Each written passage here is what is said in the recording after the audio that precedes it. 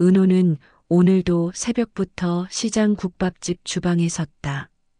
36, 이제 젊다고 말하기엔 조금 늦었고 늙었다고 하기엔 아직 이른 나이. 그는 국물을 저으며 생각했다. 오늘 할인이는 기침 안 했을까? 약은 제때 먹었을까? 할인이는 은호가 키우는 6살 조카였다. 아니, 정확히는 형이 남기고 간 아이. 3년 전 사고로 형을 잃은 뒤 은호는 혼자가 됐다. 그리고 할인이를 데려왔다. 형이 어디선가 데려온 아이라고만 들었다. 자세한 사연은 몰랐다. 중요한 건 이 아이가 이제 자기 가족이라는 것뿐이었다. 은호야, 국물 좀 봐봐. 오늘따라 맛이 안 나네. 주인 아주머니가 국자를 내밀었다. 은호는 맛을 보고 고개를 끄덕였다. 새우젓 조금 더 넣고 마늘은 반만 더 다져서 넣어보세요. 오, 그래. 한번 해볼까? 은호의 손맛은 배운 게 아니었다. 그냥 알았다. 뭘 넣으면 맛이 나는지, 어떻게 해야 국물이 깊어지는지. 기억은 없지만 몸이 기억하는 것 같았다. 손님들이 하나둘 들어오기 시작했다. 평범한 아침이었다. 그런데 오전 10시쯤 낯선 손님 하나가 들어왔다. 60대 후반으로 보이는 여자였는데 옷차림부터 남달랐다. 시장 국밥집엔 어울리지 않는 품위가 느껴졌다. 국밥 하나 주세요. 여자는 조용히 앉아 국밥을 받았다. 한 숟가락, 두 숟가락. 그녀의 표정이 미묘하게 변했다. 국물을 한참 들여다보더니 주인 아주머니를 불렀다. 이 국물 누가 만들었습니까? 아, 저희 조리 보조가요. 은호라고. 여자는 은호를 봤다. 그리고 다시 국물을 떠서 입에 넣었다. 이번엔 눈을 감았다. 이 맛, 이 방식? 여자는 중얼거렸다. 은호는 이상한 느낌이 들었다. 뭔가 잘못 넣었나? 그런데 여자의 표정은 불만이 아니었다. 뭐랄까, 놀라움과 그리움이 섞인 얼굴이었다. 식사를 마친 여자는 은호에게 다가왔다. 혹시 어디서 요리를 배우셨나요? 아, 배운 적은 없고요. 그냥 시장에서 일하면서 익혔습니다. 그런데 이런 손맛이 나올 수가. 여자는 명함을 꺼냈다. 윤혜경, 해경식품그룹 회장. 제 집에서 일해보실 생각 없으세요? 주방장까지는 아니고 일단 주방 일부터 맡겨보고 싶은데. 은호는 당황했다. 대기업 회장이 시장 국밥집 조리 보조에게 일자리를 제안하다니. 그런데 저 조카가 있어서요. 어린애라 혼자 두기가. 아이요? 데려오세요. 집이 넓으니까 걱정 마세요. 윤혜경 회장은 단호했다. 그녀의 눈빛엔 뭔가 간절함 같은 게 있었다. 은호는 그날 저녁 할인이에게 물었다. 할인아, 우리 이사 갈까? 새 집에서 살면 어때? 삼촌이랑 같이 있으면 어디든 좋아요. 할인이는 천식이 있었다. 피부도 약해서 알레르기가 자주 일어났다. 은호는 늘 조심했다. 특히 쑥이나 솔잎 같은 건 절대 가까이 하지 못하게 했다. 이상하게도 은호 자신도 그 냄새만 맡으면 속이 메스꺼렸다. 이유는 몰랐다. 어릴 적 기억이 없어서 알 수가 없었다. 그렇게 은호는 결정했다. 해경가 저택으로 가기로. 새로운 시작이 될 거라고 생각했다. 그때는 몰랐다. 그곳이 자신의 진짜 시작점이었다는 걸. 해경가 저택은 은호가 상상했던 것보다 훨씬 컸다. 담장 너머로 보이는 정원만 해도 시장 세계는 들어갈 것 같았다. 은호는 할인이 손을 꼭 잡고 정문을 들어섰다. 삼촌, 여기 진짜 크다. 그러게. 우리 조심히 다녀야겠다. 현관 앞에 두 사람이 서 있었다. 한 명은 40대 중반쯤 되어 보이는 여자, 실장이라고 소개받은 박도희였다. 다른 한 명은 30대 후반의 남자, 부사장 최상훈이었다. 저희 회장님께서 소개해 주신 분이시군요. 박도희의 목소리는 정중했지만 눈빛은 차가웠다. 은호를 훑어보는 시선이 불편했다. 최상훈은 아예 대놓고 인상을 찌푸렸다. 회장님이 또 이상한 사람을 데려오셨네. 아이까지? 상훈 씨, 조심해서 말씀하세요. 박도희가 제지했지만 그녀도 마음속으론 같은 생각인 듯 했다.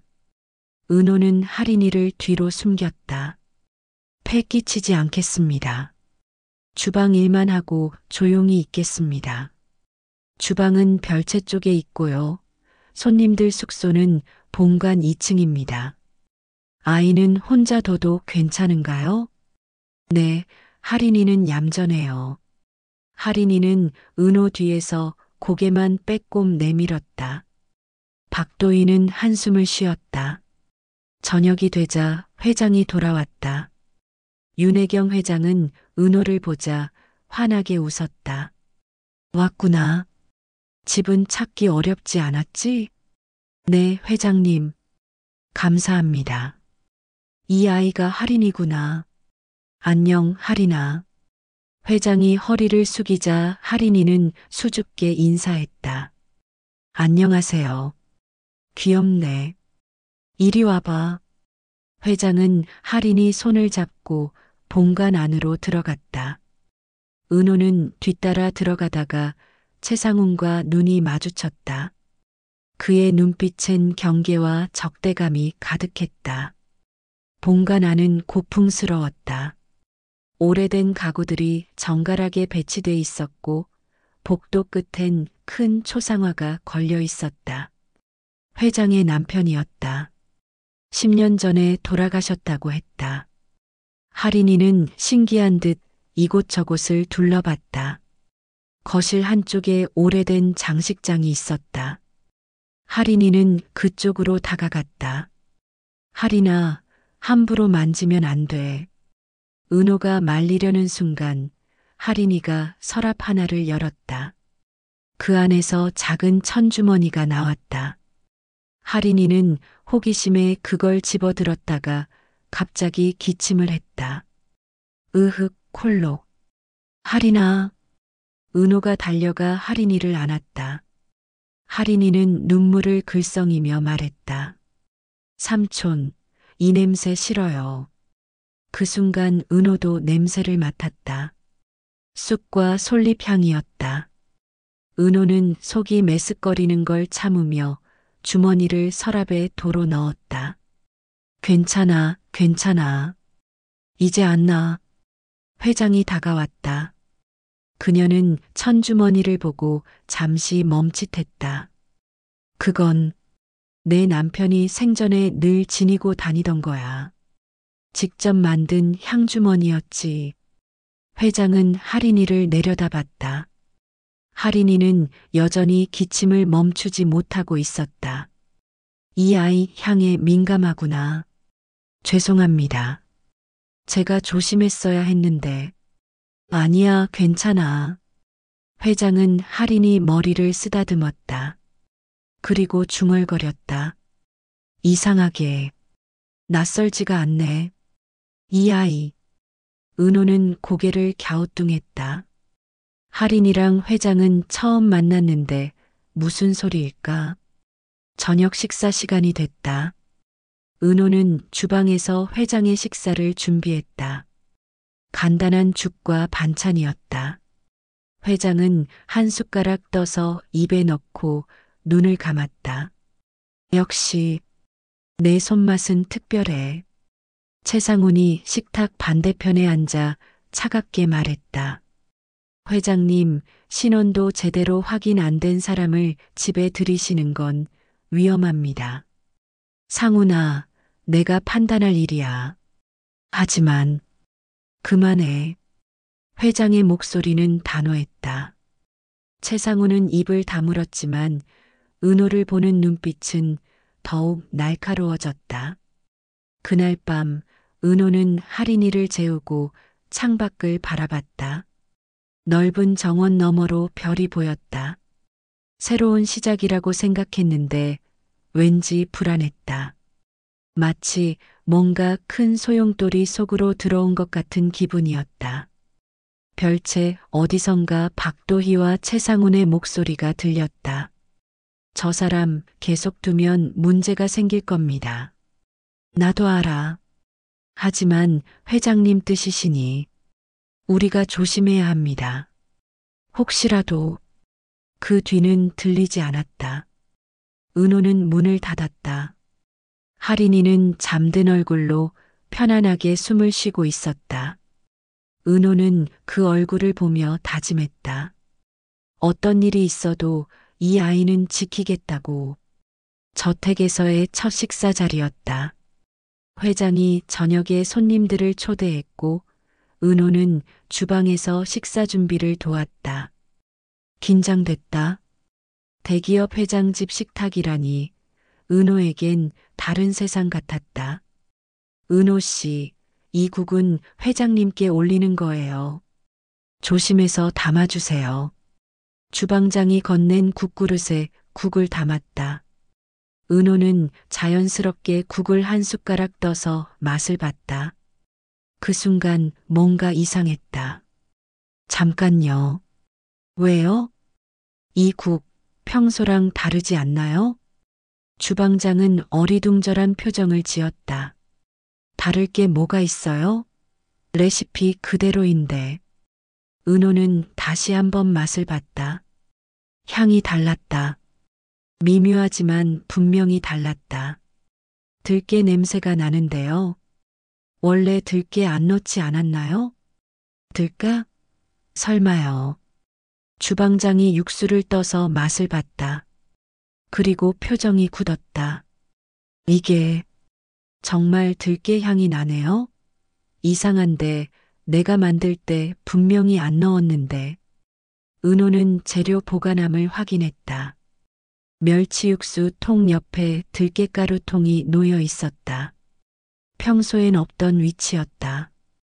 혹시 회장님, 들깨 알레르기 있으신 거 아닌가요? 맞아요. 회장님 들깨 드시면 두드러기 나세요. 그래서 절대 안 쓰는데. 주방장의 얼굴이 하얗게 질렸다. 은호는 서둘러 새 육수를 끓였다. 다행히 식사 전이라 사고는 막을 수 있었다. 식사 자리에 모두 모였다. 회장, 최상훈, 박도희, 그리고 몇몇 임원들. 은호는 주방에서 서빙을 거들었다. 회장이 먼저 국을 한 숟가락 떠서 입에 넣었다. 오늘 국은 어떤가요, 회장님? 주방장이 조심스럽게 물었다. 좋네. 맑고 깊은 맛이야. 회장은 만족스러운 표정이었다.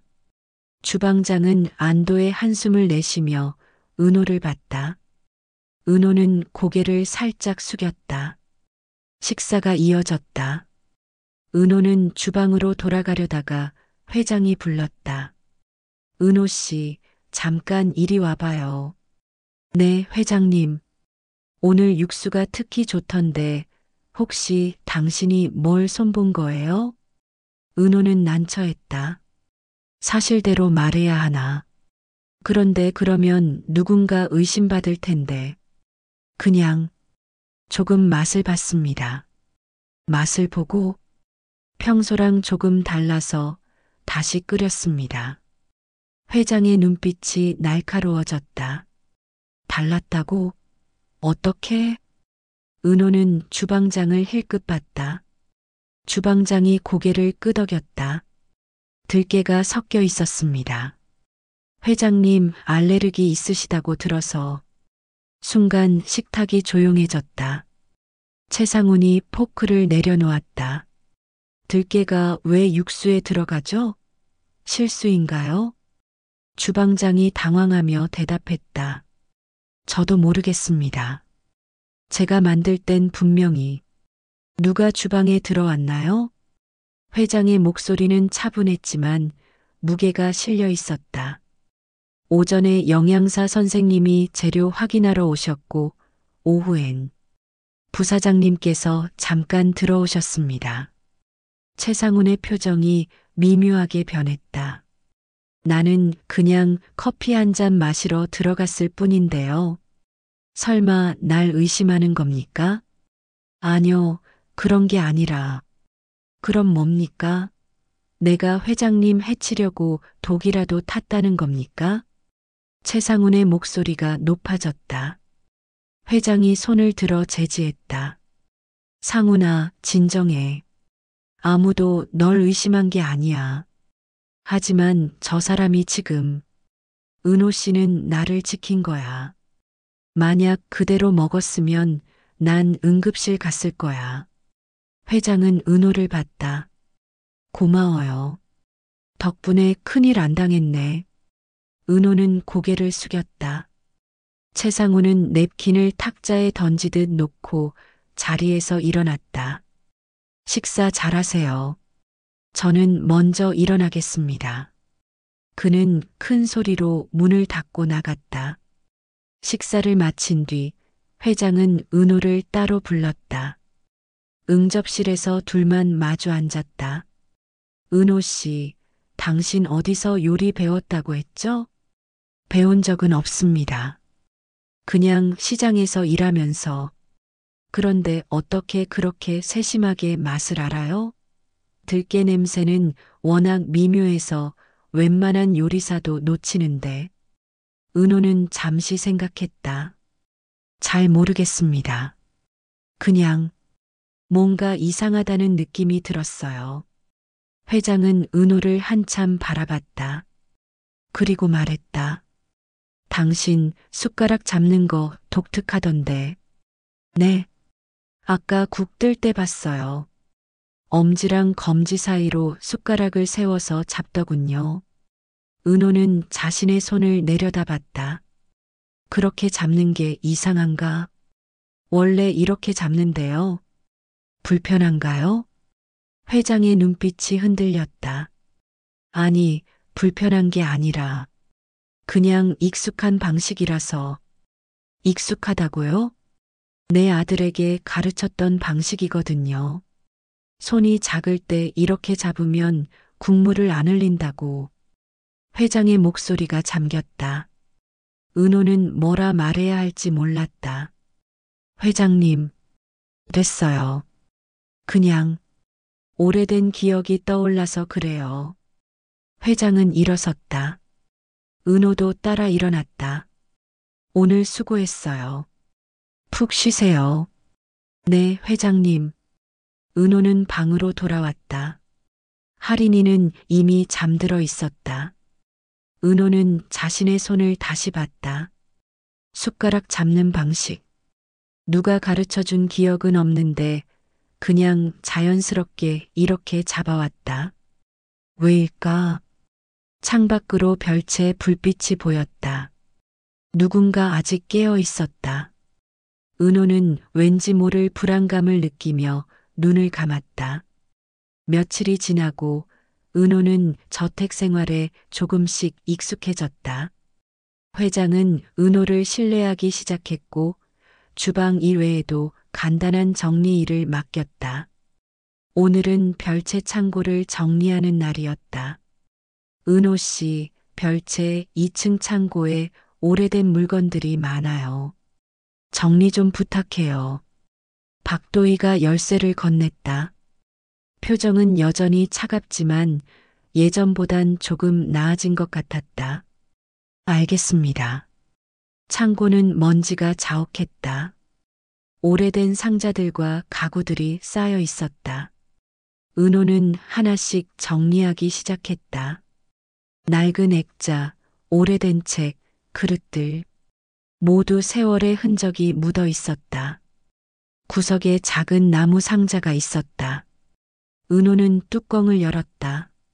안에 어린아이 옷가지들이 접혀 있었다.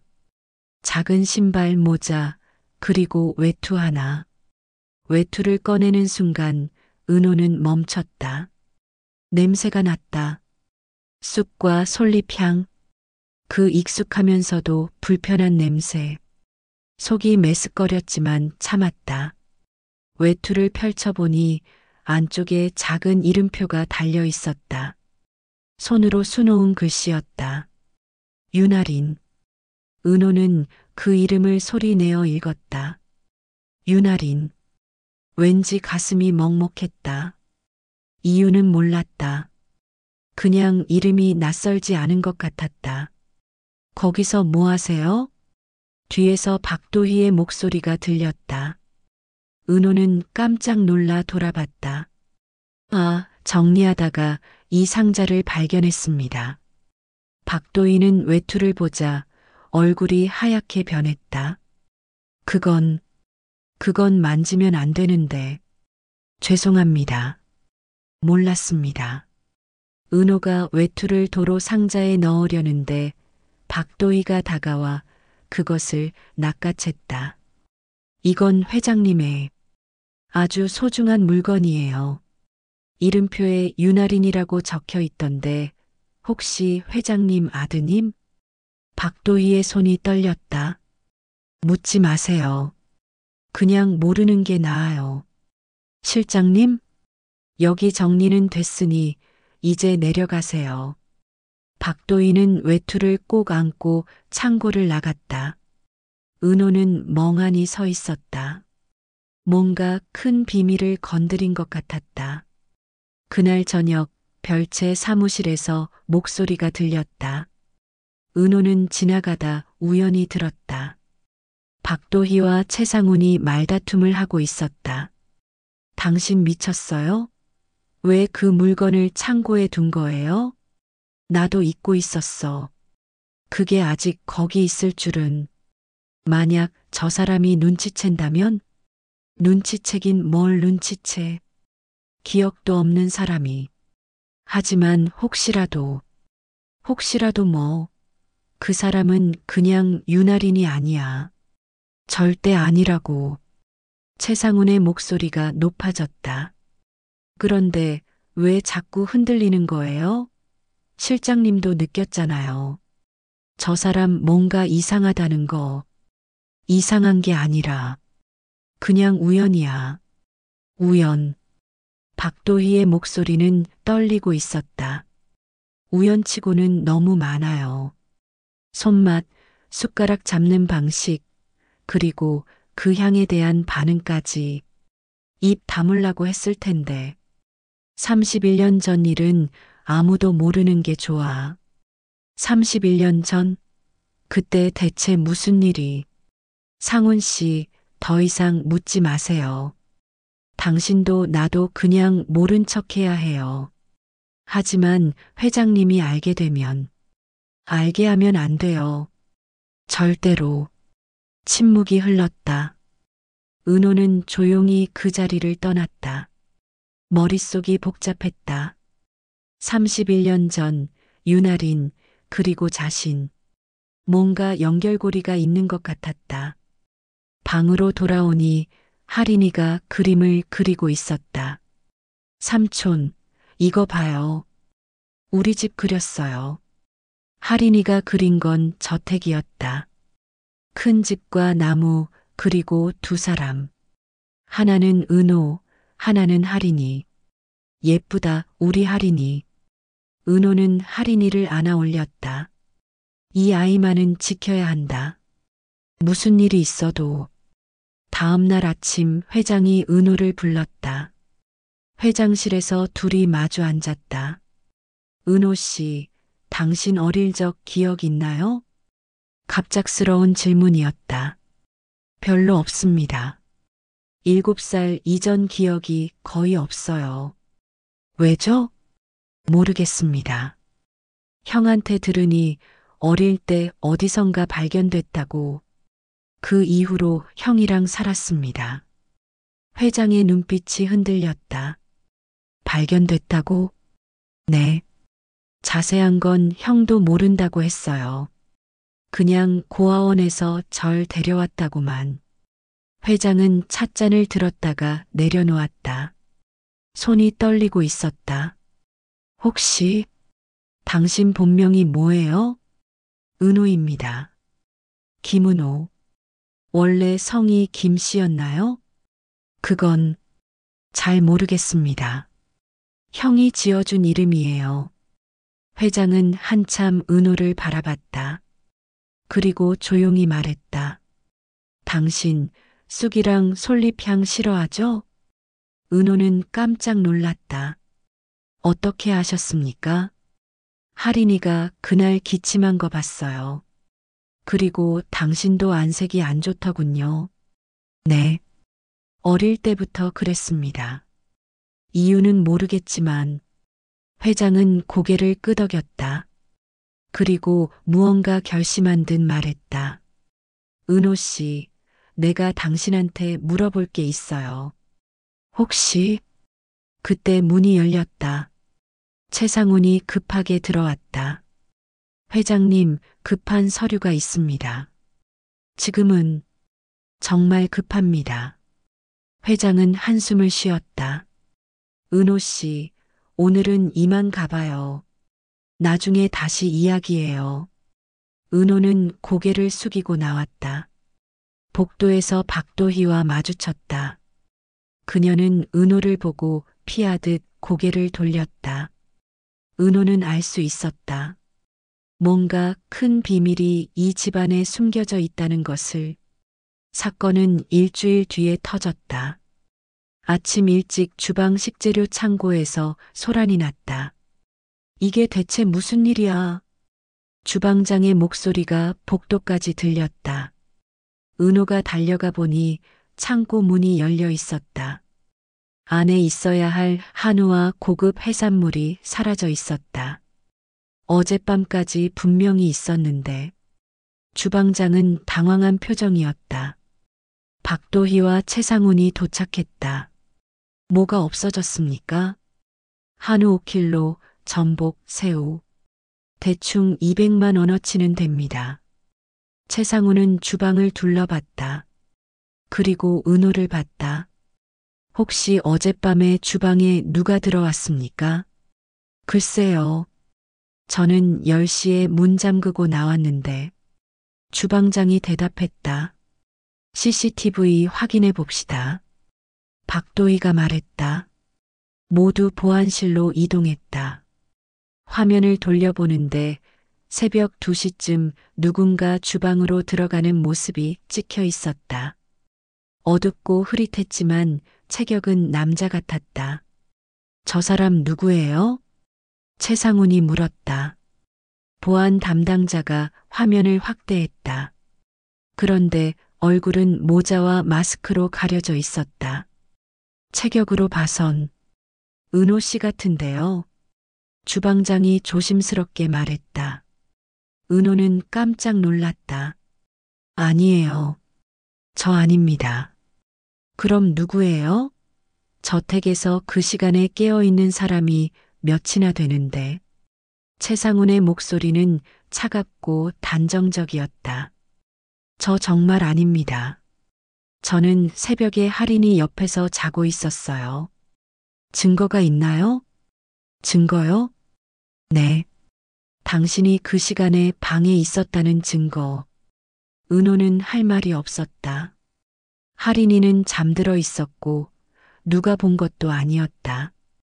박도희가 끼어들었다. 일단 경찰에 신고는 해야겠습니다. 절도 사건이니까요. 잠깐만요. 제가 정말 안 했다니까요. 은호의 목소리가 높아졌다. 하지만 최상훈은 냉정했다.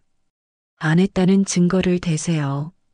CCTV엔 분명히 당신 체격의 남자가 찍혀 있는데 체격만 비슷하다고 저라는 증거가 되나요?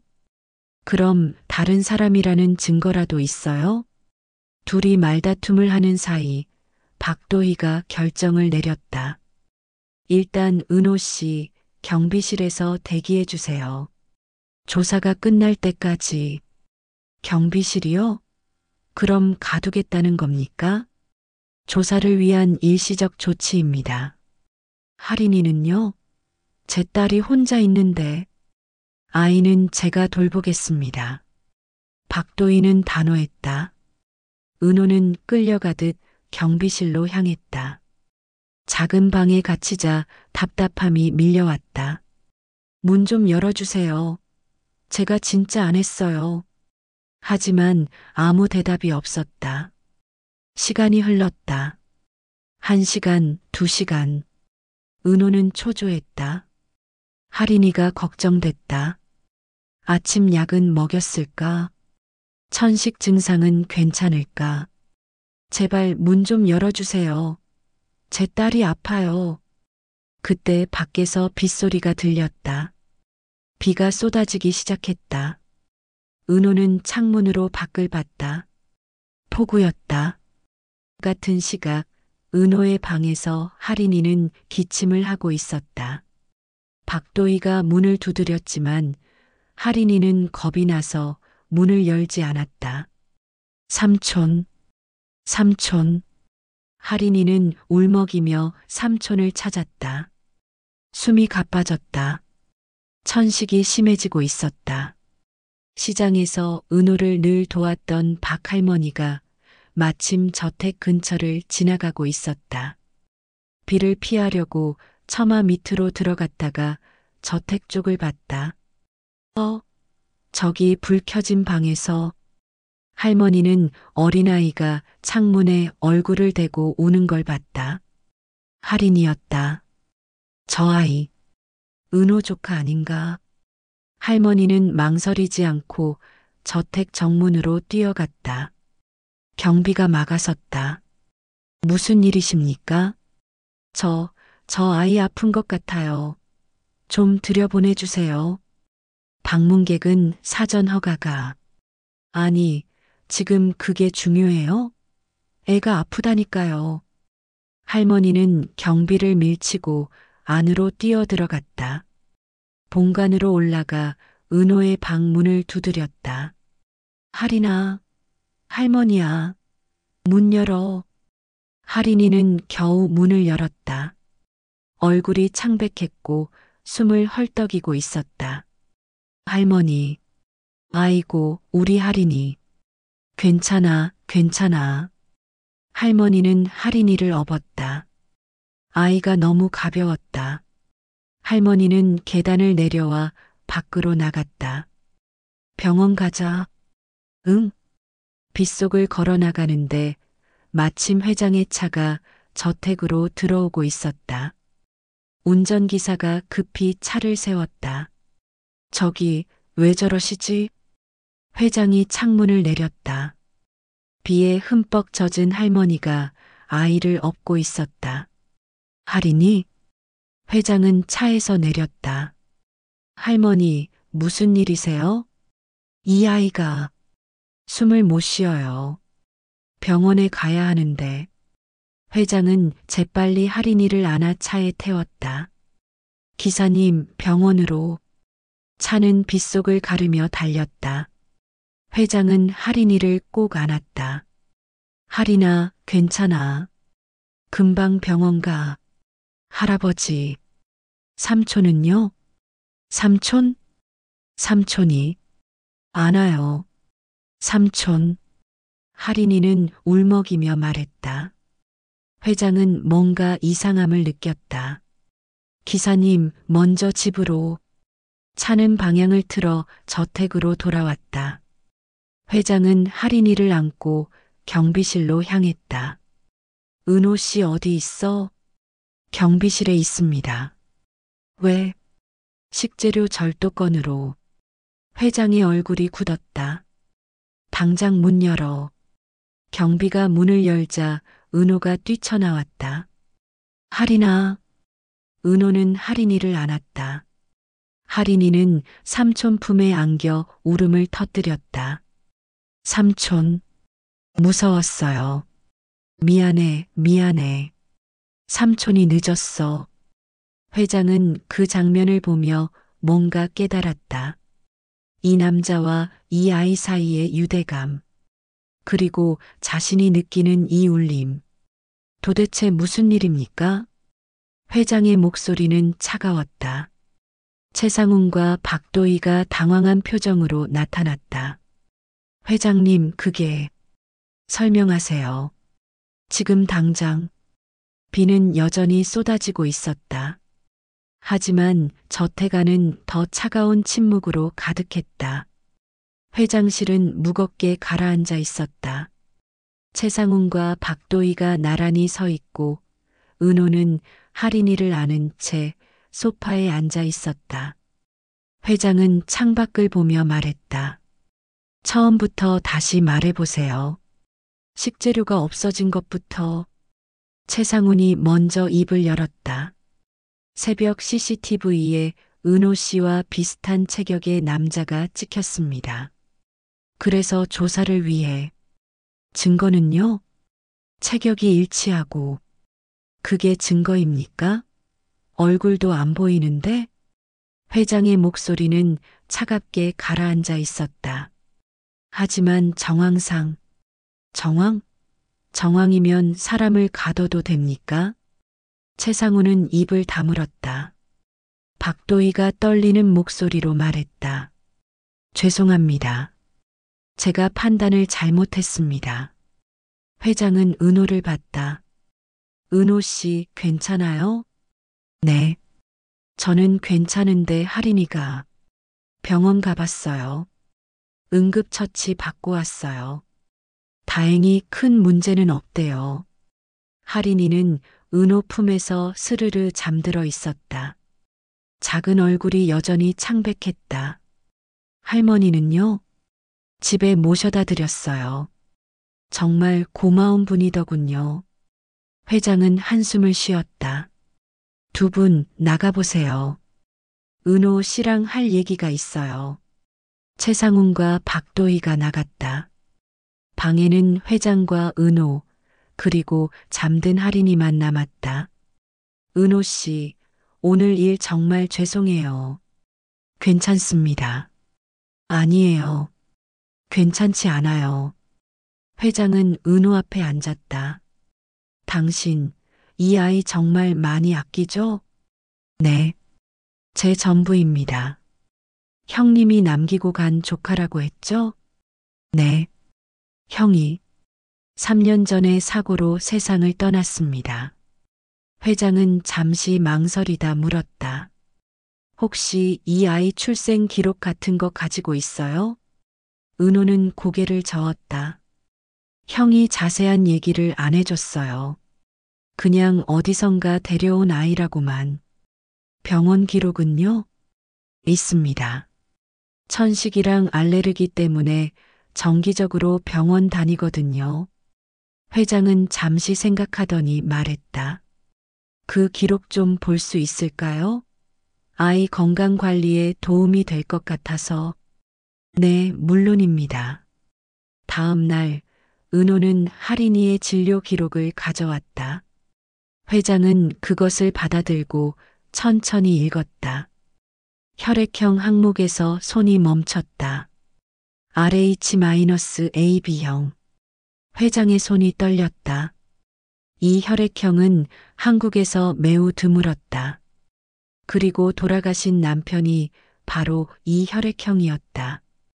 은호 씨, 이 아이 친부모에 대해 형님한테 들은 거 없어요? 아니요. 형이 고아원에서 데려왔다고만 했습니다. 고아원이요? 네. 형이 자원봉사 가다가 이 아이를 봤대요. 그런데 이상하게 제 어릴 적 사진이랑 너무 닮았다고. 회장은 숨을 멈췄다. 당신 어릴 적이랑 닮았다고요? 네. 형이 그렇게 말했습니다. 저는 제 어릴 적 사진을 본 적이 없어서 모르겠지만. 회장은 조용히 서랍을 열었다. 안에서 낡은 사진첩을 꺼냈다. 첫 페이지를 펼치자 5살쯤 된 남자아이 사진이 나왔다. 이 아이 좀 보세요. 은호는 사진을 봤다. 그리고 깜짝 놀랐다. 이건 할인이랑 닮았죠? 네. 거의 똑같은데요. 회장은 사진 뒷면을 보여줬다. 거기엔 윤아린 5세라고 적혀 있었다. 제 아들입니다. 31년 전에 잃어버렸어요. 은호는 말을 잇지 못했다. 야유회장에서 실종됐어요. 그날 이후로 소식이 없었죠. 경찰도 찾지 못했고 회장의 목소리가 잠겼다. 혹시 은호가 조심스럽게 말했다. 제가 그 아이일 수도 있다고 생각하시는 겁니까? 회장은 대답하지 않았다. 대신 물었다. 당신 7살 이전 기억이 없다고 했죠? 네. 그리고 쑥과 솔잎향을 싫어하고 숟가락을 특이한 방식으로 잡고 우리 집안 레시피와 똑같은 손맛을 가지고 있어요. 그건 우연이라고 하기엔 너무 많아요. 회장은 은호를 똑바로 봤다. 은호 씨, 유전자 검사 한번 해볼까요? 은호는 혼란스러웠다. 자신이 회장의 아들? 말도 안 되는 것 같았지만 동시에 뭔가 맞아떨어지는 것 같기도 했다. 잘 모르겠습니다. 억지로 하자는 건 아니에요. 하지만 진실을 알아야 하지 않을까요? 그때 할인이가 잠에서 깼다. 삼촌, 응, 할인아. 잘 잤어? 할인이는 회장을 보고 수줍게 웃었다. 할머니. 회장은 할인이를 보며 눈시울이 붉어졌다. 이 아이에게서 느껴지는 것. 단순히 귀엽다거나 측은하다는 게 아니었다. 뭔가 더 깊은 연결고리 같은 것. 할인아, 할머니가 맛있는 거 줄까? 네. 회장은 할인이 머리를 쓰다듬었다. 그리고 은호에게 말했다. 생각해 보세요. 급하게 결정할 일은 아니니까. 그날 밤 박도희는 회장실 앞을 서성였다. 문을 두드릴까 말까 고민하다가 결국 노크했다. 들어오세요. 회장님. 박도희의 목소리는 떨리고 있었다. 무슨 일이에요? 말씀드려야 할 게 있습니다. 31년 전 일에 대해서 회장은 천천히 고개를 들었다. 31년 전? 네. 아린 도련님이 실종됐던 그날 회장의 눈빛이 날카로워졌다. 계속하세요. 박도희는 눈물을 흘리며 말했다. 제 잘못입니다. 제가 아린 도련님을 잠시 놓쳤어요. 뭐라고요? 미안합니다. 정말 미안합니다. 박도희는 무릎을 꿇었다. 회장은 자리에서 일어났다. 도혜 씨, 지금 무슨 말을 하는 거예요? 부사장님이 회장님 충격받으실까봐 덮으라고 했어요. 아린 도련님은 구조돼서 고아원으로 보내졌다고. 그걸 왜 이제 말해요?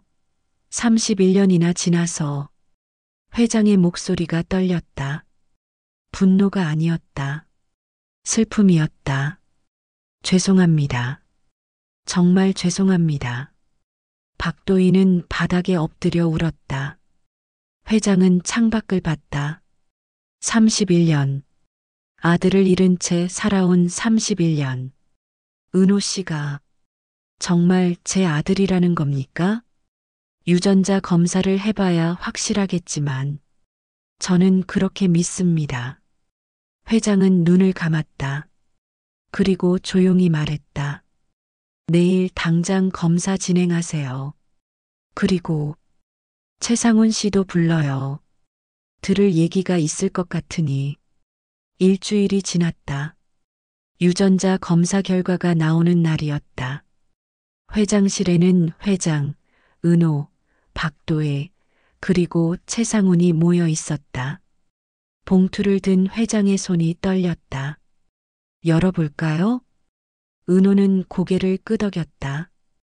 입술이 바짝 말라 있었다. 회장은 천천히 봉투를 뜯었다. 서류를 꺼내 읽었다. 그리고 눈을 감았다. 친자 확률 99.98%. 순간 방 안의 공기가 얼어붙었다. 은호. 아니, 아리나. 회장은 서류를 내려놓고 은호에게 다가갔다. 그리고 무릎을 꿇었다. 엄마가 미안해. 널 지키지 못해서 정말 미안해. 은호는 멍하니 서 있었다. 현실감이 없었다. 자신이 회장의 아들, 31년 동안 잃어버렸던 아들. 회장님, 아니, 저는 말이 나오지 않았다. 회장은 은호의 손을 꼭 잡았다. 넌 내 아들이야. 내가 평생 찾아 헤맨 유나린. 은호의 눈에서 눈물이 흘렀다. 왜 우는지 몰랐다. 그냥 눈물이 났다. 기억이 안 나요. 어머니 얼굴도, 이 집도, 아무것도. 괜찮아. 이제부터 만들면 돼. 우리 새로운 기억. 두 사람은 한참을 그렇게 서 있었다. 박도희는 구석에서 조용히 울고 있었다. 최상우는 창백한 얼굴로 벽에 기댄 채 서 있었다. 회장은 눈물을 닦고 일어섰다. 이제 두 번째 이야기를 해야겠어요. 두 번째요? 은호가 물었다. 할인이 말이에요. 그 아이 친부모에 대해 알아봤어요. 은호의 얼굴이 굳었다. 형이 고아원에서 데려왔다고만 알고 있는데 제가 고아원 기록을 조회해 봤어요. 그리고 출생 기록도. 회장은 서류를 꺼냈다. 할인이 엄마는 이서연이라는 분이에요. 당신 옛 연인이었죠? 은호는 깜짝 놀랐다. 서연이를요? 그런데 서연이는 연락이 끊긴 지 오래됐는데 7년 전에 출산했어요. 혼자서. 그리고 산후 합병증으로 세상을 떠났죠. 은호는 주저앉았다. 서연이가 죽었다고요? 네. 그때 할인이는 생후 6개월이었어요. 친척이 없어서 고아원으로 보내졌고 당신 형님이 자원봉사 가다가 이 아이를 발견한 거예요. 그럼 은호의 목소리가 떨렸다. 할인이가 제 딸이라는 겁니까? DNA 검사 결과가 여기 있어요. 회장이 또 다른 서류를 내밀었다. 은호는 그것을 받아들고 읽었다. 친자 확률 99.99%. 할인이가 제 딸. 은호는 서류를 꼭 쥐었다. 형이 왜 할인이를 데려왔는지 이제야 알았다. 형은 알고 있었던 거다. 이 아이가 동생을 닮았다는 게 우연이 아니라는 걸. 그럼 할인이는 내 손녀예요. 회장은 미소를 지었다. 아들도 찾고 손녀도 얻었네요. 은호는 눈물을 멈출 수 없었다. 할인이 조카인 줄만 알았던 그 아이가 자신의 딸이었다니. 어머니, 아리나, 아니, 이제 은호라고 불러도 될까? 내가 편한 이름으로 살아. 은호로 불러주세요. 이제 그게 제 이름이니까요. 회장은 고개를 끄덕였다. 그래, 은호야. 이제 집으로 돌아온 거야. 최상훈이 갑자기 말했다. 저는 이만 가보겠습니다. 그가 문 쪽으로 향하자 회장이 불렀다. 상훈 씨, 잠깐만요. 최상훈은 멈춰섰다. 도혜 씨한테 다 들었어요. 31년 전 그날 일. 최상훈의 얼굴이 하얗게 질렸다. 그리고 최근에 당신이 한 일들도요. 내 식사에 알레르기 재료 넣은 것, 식재료 절도 조작한 것. 회장님, 저는 왜 그랬어요? 회장의 목소리는 조용했지만 무거웠다. 회사를 지키려고 했습니다. 회장님 건강이 안 좋으시니까 거짓말하지 마세요. 당신은 회사를 빼앗으려 했던 거잖아요. 최상우는 아무 말도 하지 못했다. 31년 전에도 당신이 덮으라고 지시했죠. 아린이가 실종된 걸 내가 충격받을까봐가 아니라 당신이 불리해질까봐. 죄송합니다. 이제 와서 사과가 무슨 소용이에요? 회장은 전화를 들었다. 경찰 부르세요. 제 부사장 신고할 게 있습니다. 최상우는 뒤로 물러섰다. 회장님, 제발. 당신 때문에 난 31년을 아들 없이 살았어요. 그 시간을 어떻게 돌려받죠? 최상우는 더 이상 할 말이 없었다. 경비들이 들어와 그를 데려갔다. 박도희는 회장 앞에 무릎을 꿇었다. 저도 벌을 받겠습니다. 제가 아린 도련님을 지키지 못했으니까요. 도혜 씨, 네, 회장님. 당신은 그래도 죗값을 치를 용기를 냈어요. 그것만으로도 상훈 씨와는 다르죠. 죄송합니다. 떠나세요. 그리고 이제 자유롭게 사세요. 31년 동안 죄책감에 갇혀 살았잖아요. 박도희는 고개를 숙였다. 감사합니다. 은호 씨, 아니 아린 도련님. 행복하세요. 그녀는 조용히 방을 나갔다. 회장과 은호만 남았다. 회장은 창밖을 봤다. 이제 하린이한테 말해줘야겠네요. 네. 근데 뭐라고 말하죠? 삼촌이 사실 아빠라고? 천천히 말해주면 돼요. 하린이는 똑똑한 아이잖아요. 은호는 고개를 끄덕였다. 그리고 은호야. 내 어머니. 늦게 와서 미안하다고 하지 마. 돌아와줘서 고마워. 회장은 은호를 꼭 안았다. 31년 만의 포옹이었다. 은호는 어머니 품에서 처음으로 집이라는 걸 느꼈다. 기억은 없지만 가슴이 기억하고 있었다. 이곳이 자신이 태어난 곳이라는 걸. 창밖으로 햇살이 들어왔다. 오랜 비가 그치고 맑은 날씨가 찾아온 것처럼 해변가에도 봄이 찾아오고 있었다. 한 달이 지났다. 최상우는 재판을 기다리며 구치소에 있었다. 식재료 조작, 회장 독살 미수, 그리고 31년 전 사건 은폐. 죄목은 하나씩 늘어났다. 저택은 조용했지만 따뜻했다. 은호는 여전히 주방 일을 했다. 이제는 주방장이 아니라 가족으로서.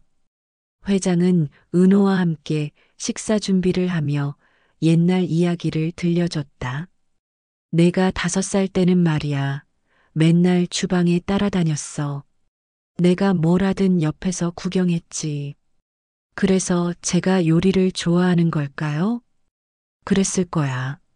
몸이 기억하는 거지. 은호는 국을 저으며 웃었다.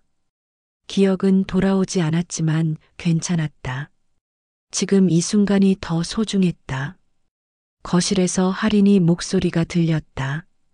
할머니, 이거 봐요. 할인이는 그림을 들고 뛰어왔다. 세 사람이 손을 잡고 있는 그림이었다. 은호, 할인이, 그리고 회장. 우리 가족이에요. 회장은 할인이를 안아 올렸다. 그래, 우리 손녀. 예쁘게 그렸네. 할인이는 이제 진실을 알았다. 삼촌이 아빠라는 것. 할머니가 진짜 할머니라는 것. 처음엔 혼란스러워했지만 아이는 생각보다 빨리 받아들였다. 그럼 이제 아빠라고 불러요? 할인이가 은호를 보며 물었을 때 은호는 눈물을 참았다. 응, 이제부터 아빠야. 아빠. 할인이는 은호 품에 안겼다. 은호는 딸을 꼭 껴안았다. 31년 만에 찾은 집, 그리고 뒤늦게 알게 된 딸. 모든 게 꿈만 같았다. 저녁 식사 시간이 됐다. 넓은 식탁에 세 사람이 둘러앉았다. 예전엔 텅 비어 있던 자리들이 이제는 채워졌다. 회장이 국을 한 숟가락 떠서 입에 넣었다. 역시 내 손맛은 특별해. 아빠 맛이 그대로야. 아버지 요리를 배운 거니까요. 그렇지. 너도 모르게 몸이 기억했던 거야. 할인이가 밥을 먹다 말했다. 할머니, 우리 내일 장 보러 가요. 그래, 우리 할인이. 뭐 사고 싶은 거 있어? 과일이요. 딸기랑 귤. 알았어. 내일 같이 가자. 은호는 그 모습을 보며 미소를 지었다. 이게 가족이구나. 이게 집이구나. 식사를 마치고 할인이를 재운 뒤 은호와 회장은 거실에 앉았다. 회장이 차를 내왔다. 은호야, 너한테 제안이 하나 있어. 무슨 제안이요? 우리 집안 레시피로 요리 연구소를 열까 해. 해경가 요리 연구소.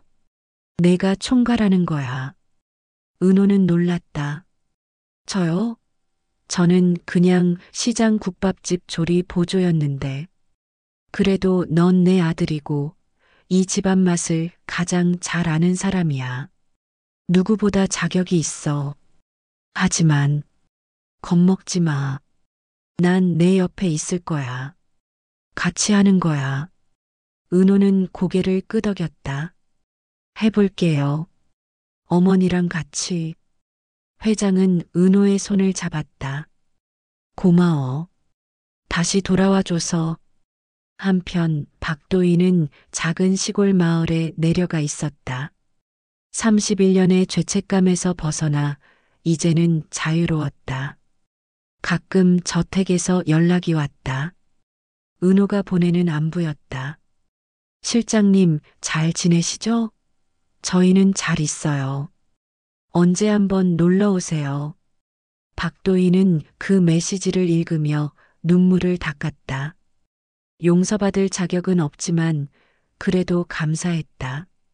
며칠 뒤 해경가 요리연구소 개소식이 열렸다. 작지만 아담한 공간이었다. 은호와 회장이 함께 만든 곳. 오늘부터 이곳에서 우리 집안 대대로 내려오는 레시피를 연구하고 발전시킬 겁니다. 회장의 인사말이 끝나고 박수가 터졌다. 은호는 긴장한 얼굴로 앞에 섰다. 저는 31년 만에 집을 찾았습니다. 그리고 뒤늦게 딸도 만났습니다. 은호의 목소리가 떨렸다. 기억은 없지만 손은 기억하고 있었습니다. 이 맛을, 이 방식을. 앞으로 이곳에서 최선을 다하겠습니다. 할인이가 꽃다발을 들고 뛰어왔다. 아빠, 이거. 은호는 할인이를 안아 올렸다. 사람들이 박수를 쳤다. 저녁이 됐다. 개소식을 마치고 집으로 돌아온 세 사람은 식탁에 둘러앉았다. 촛불을 켜고 조촐하게 축하했다. 아리나, 집이 다시 살아났다. 회장의 목소리는 따뜻했다. 어머니, 늦게 와서 죄송합니다. 아니야. 내가 와줘서 고마워. 정말 고마워. 할인이가 끼어들었다. 할머니, 우리 내일 장 보러 가는 거 약속이에요. 그럼 우리 손녀. 약속? 세 사람은 웃었다. 창밖으로 별이 보였다. 오랜 어둠이 지나고 이제 빛이 찾아왔다. 저택의 불빛이 하나둘 켜졌다. 31년 동안 꺼져 있던 불빛들이 다시 살아났다. 은호는 창밖을 보며 생각했다. 기억은 없지만 괜찮다. 지금 이 순간, 이 따뜻함이 진짜니까. 딸의 웃음소리, 어머니의 목소리, 그리고 이 집의 온기. 이게 집이고 이게 가족이다. 아빠 자러 가요. 하린이가 은호 손을 잡았다. 그래, 가자. 우리 딸. 은호는 하린이와 함께 계단을 올라갔다. 회장은 거실에 남아 가족 사진을 봤다. 옛날 사진 옆에 오늘 찍은 사진을 나란히 놓았다. 31년의 시간이 흘렀지만 가족은 다시 모였다. 여보, 우리 아들 돌아왔어요. 손녀도 있어요. 이제 걱정 마세요. 회장은 돌아가신 남편 사진을 쓰다듬었다. 그리고 불을 끄고 방으로 향했다. 저택은 고요했지만 따뜻했다. 오랜 슬픔이 지나가고 이제 행복이 머물렀다. 해변가에 다시 봄이 왔다.